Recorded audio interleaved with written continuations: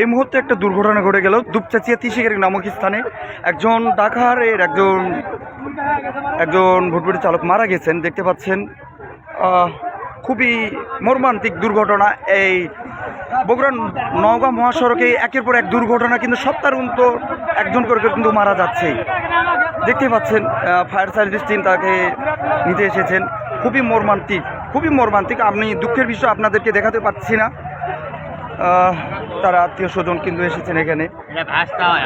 আপনাকে কি হচ্ছে এটা? কি গাড়ির সাথে অ্যাক্সিডেন্ট করছে?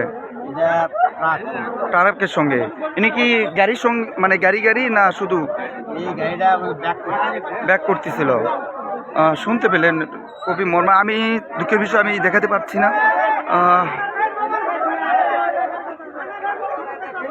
দুপচাচিয়া 30 নামক স্থানে এই দুর্ঘটনা ঘটে, দেখতে পাচ্ছেন।